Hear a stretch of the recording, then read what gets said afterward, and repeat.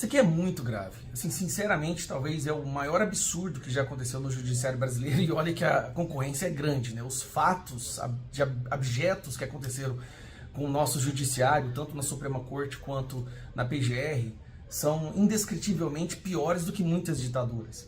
Agora imagine você viver em um país onde a PGR fabrica provas, forja assinaturas e acrescenta em determinados processos autos, documentos que não estavam lá no início, ou seja, os seus advogados não podem nem se defender.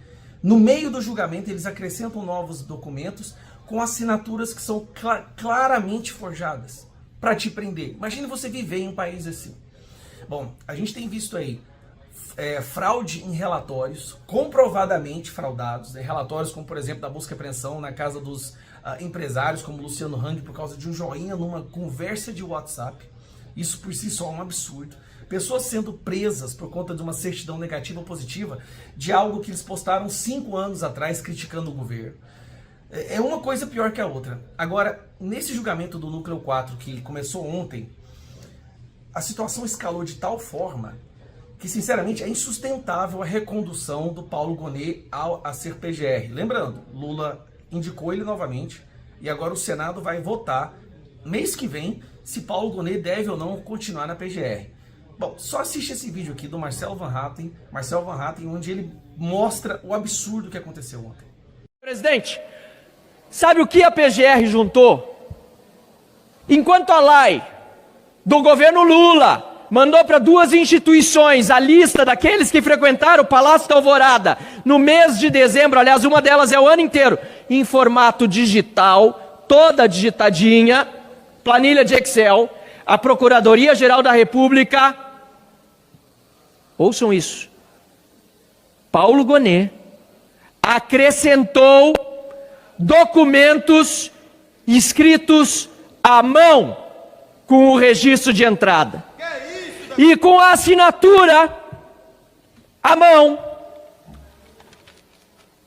de vários funcionários, mas nesse caso aqui, de um tal Sargento Gomes Neto. E aqui estão as suas assinaturas em diferentes datas, que não conferem entre si. Eu não preciso de perícia para isso. Está um dia todo em letra cursiva, outro em letras maiúsculas, uma hora ele é segundo sargento, depois ele perde a patente.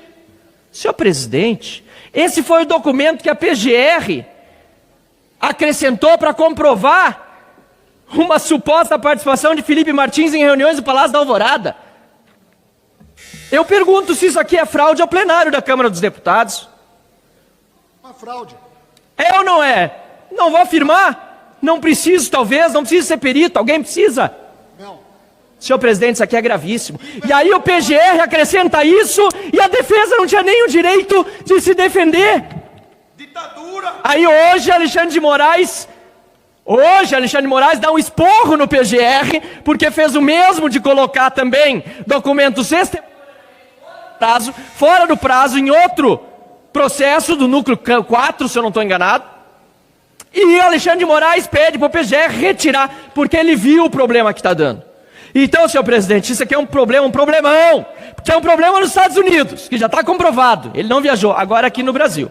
Senhor presidente, isso aqui, se comprovada a fraude, é falsidade ideológica e muitas outras coisas mais. E sabe por que o Alexandre de Moraes, para concluir, tem medo de Felipe Martins?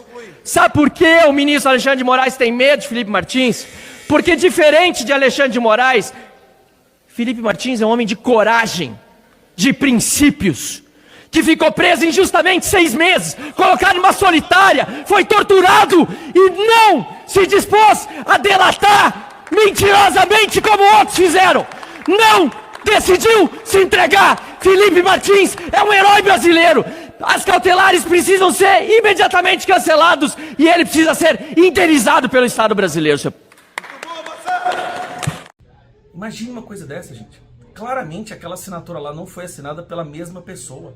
Não foi escrito, foram pessoas diferentes. Isso não tem nem como contestar uma coisa dessa. Depois eles apresentam um outro documento também, onde se apaga uma parte escrito à mão. Isso aqui é prova, tá, de que a pessoa participou de uma determinada reunião e as linhas abaixo estão apagadas. Por que que essas linhas estão apagadas? Cara, como que a gente chegou nesse nível? E por que não há uma reação? Por que a imprensa não fala sobre isso? Sinceramente, não é à toa que aquela pesquisa recente mostra que a maior ameaça à nossa democracia hoje, para 42,8% da população, é o nosso judiciário. O judiciário que deveria prender bandido no Brasil, protege bandido e prende pessoas inocentes.